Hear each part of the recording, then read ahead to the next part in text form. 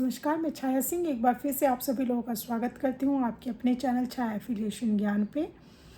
जैसा कि आप सभी लोग जानते हैं कि कॉलेज सेक्टर से रिलेटेड जो भी अपडेट्स होते हैं उन टॉपिक्स को लेके मैं वीडियो को बनाती रहती हूँ और आप लोगों के बीच एक नई इन्फॉर्मेशन के साथ अक्सर आती रहती हूँ। तो आज फिर मैं एक बार आप लोगों के बीच एक नई इन्फॉर्मेशन के साथ आई हुई हूँ। आज के इस टॉपिक में मैं क्लियर करूँगी कि क्या सेम बिल्डिंग और सेम लैंड को यूटिलाइज़ किया जा सकता है, और अगर किया जाएगा तो कैसे किया जाएगा, किन किन चीज़ों का हमें बेसिक ध्यान रखना होगा। देन उसके बाद AICTE ने BCA कोर्स को लेके कुछ न्यू अपडेट दी है, तो इन दोनों टॉपिक्स को लेके मैं वीडियो को बनाऊंगी और आप लोगों के बीच सारी इन्फॉर्मेशन को शेयर करूंगी। तो सबसे पहले मैं आती हूँ टॉपिक पे कि क्या सेम इंफ्रास्ट्रक्चर और बिल्डिंग को यूज़ किया जा सकता है। तो एक और न्यूज़ है, मैं वो आप लोगों को बता देती हूँ। बहराइच में एक स्कूल है, उसका PDF हालांकि मैं अभी अच्छे से पढ़ नहीं पाई हूँ। एक स्कूल सेल के लिए है, अराउंड वहाँ मोटा मोटी अगर कहा जाए, जहाँ तक मैं रिकॉल कर पा रही हूँ, 8,000 स्क्वायर मीटर के अराउंड लैंड है, मतलब 2 एकड़ लैंड है, और 30,000 स्क्वायर फीट के अराउंड 35,000 स्क्वायर फीट के अराउंड कंस्ट्रक्शन है। ऑलरेडी रनिंग स्कूल है। जो ईयरली उसका प्रॉफिट है वो 1 CR प्लस है। हॉस्टल फैसिलिटी कैंपस में अवेलेबल है, 8 बसें हैं और 2-3 वैन हैं। ऑनर बेच इसलिए रहे हैं क्योंकि वो US से विद फैमिली से शिफ्ट हो रहे हैं और इसकी लोकेशन UP में बहराइच के आसपास है। तो कोई अगर लेना चाह रहा है या कोई इंटरेस्टेड है स्कूल परचेज करने के लिए, तो उस कंडीशन में वो मुझसे कांटेक्ट कर सकता है। तो ये एक छोटी सी इन्फॉर्मेशन मैंने बीच में आप लोगों को दे दी। तो मैं फिर से टॉपिक की तरफ आ रही हूँ कि जनरली मुझसे ये पूछा जाता है, मैम हमारा फार्मेसी कॉलेज चल रहा है, वहाँ पे हमारे पास जो कंस्ट्रक्शन है वो 30,000 स्क्वायर फीट है, ठीक है, और हमारे पास जो लैंड है 2 एकड़ है, तो क्या हम इस पे GNM ले सकते हैं? क्योंकि GNM की जो रिक्वायरमेंट है वो 1 एकड़ है और जो कवर्ड एरिया है वो भी लमसम इतना ही है, तो क्या हम ले सकते हैं? तो first of all step by step मैं क्लियर करूंगी। करने को सब कुछ किया जा सकता है, बट वो तरीका भी सही होना चाहिए ताकि बाद में अगर कोई वेरिफिकेशन जाए या इस टाइप की चीज़ें हो तो हमें इशू ना हो। तो फर्स्ट ऑफ ऑल, अगर आपके पास ऑलरेडी 2 एकड़ ही ज़मीन है, जो कि ऑलरेडी आपने शो कर दिया है फार्मेसी कॉलेज को, तो आप वहाँ GNM नहीं खोल सकते हैं। और लीगल तरीके से तो बिल्कुल नहीं खोल सकते हैं। और अगर क्योंकि GNM में क्या होता है, जितने भी नर्सिंग के कोर्सेज चलते हैं वहाँ पे जितने भी इंस्पेक्शंस आते हैं वो स्टेट लेवल से ही कमेटी बनती है, DM तहसीलदार को भेजा जाता है वेरिफिकेशन के लिए। तो ज़मीन में आप किसी भी तरीके का कुछ भी गोलमाल नहीं कर सकते हैं।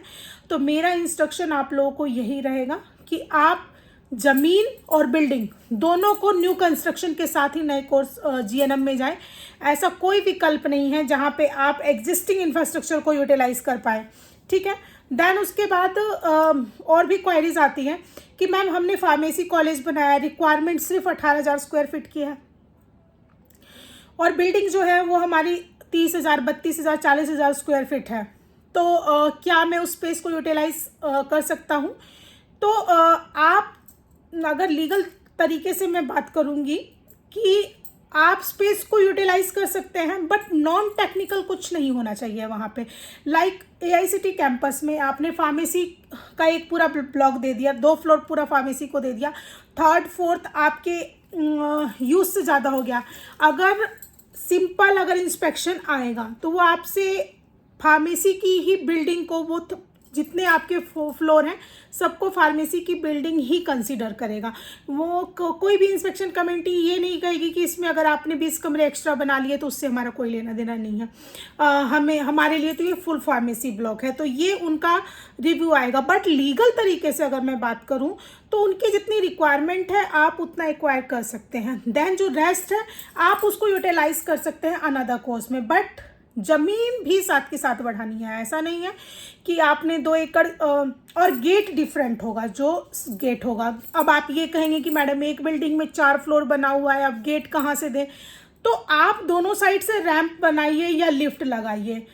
एंट्री एक की ईस्ट करिए, एक की वेस्ट करिए, डिस्टरबेंस नहीं होना चाहिए। कैंपस डिवाइड हो जाएगा, ब्लॉक बना दीजिए, वो चल जाएगा, लेकिन आपको ज़मीन भी बढ़ानी पड़ेगी। ऐसा नहीं है कि फार्मेसी में आपने 18,000 स्क्वायर फीट यूटिलाइज कर लिया और उसी 2 एकड़ ज़मीन पे जीएनएम लगा लिया, तो कहीं ना कहीं आप परेशान हो जाएंगे।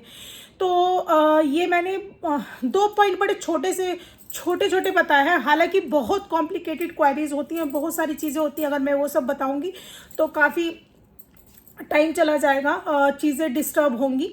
तो मतलब जो मैं एक और पॉइंट को क्लियर करना चाह रही हूँ वो बहुत लंबा हो जाएगा। तो मैं कोशिश करती हूँ कि उस टॉपिक BCA वाली टॉपिक को मैं नेक्स्ट वीडियो में ही आप लोगों को बताऊँ, क्योंकि ये वीडियो ऑलरेडी 5 मिनट के आसपास की हो गई। तो अगर इन शॉर्ट मैंने आप लोगों को यही बताया कि जब हम बिल्डिंग को यूटिलाइज करते हैं, जब हम किसी भी रनिंग कोर्स में नेक्स्ट कोर्स को ले आते हैं, तो उस कंडीशन में हमें ज़मीन बढ़ानी होती है। और अगर हमारा कंस्ट्रक्शन पर्याप्त नहीं है तो हमें कंस्ट्रक्शन भी बढ़ाना होता है, क्योंकि जितनी भी IC इंस्पेक्शन कमेटी बनती है सबको रिपोर्ट लगानी होती है। और ग्राउंड लेवल पे लैंड का A to Z सारी चीज़ों का ऑनलाइन वेरिफिकेशन अवेलेबल है ऑल ओवर इंडिया, कुछ पार्ट्स को छोड़ के। तो इसलिए हमें बहुत नीट एंड क्लीन काम करना है, ताकि हम बेझिझक लॉन्ग सर्वाइवल अपने कॉलेज को कैटेगरी में डाल सकें। ऐसा ना कि हम शॉर्ट डिसीजन लें, चीज़ों को ख़राब करें, जो एग्जिस्टिंग है वो भी र्यून हो जाए, वो भी ख़राब हो जाए, और जो हमने न्यू स्टार्ट करना है वो भी डिस्टर्ब हो जाए। तो उम्मीद करती हूँ कि आपको मेरी वीडियो अच्छी लगी होगी, और अगर अच्छी लगी तो चैनल को लाइक शेयर सब्सक्राइब करना ना भूलें। धन्यवाद।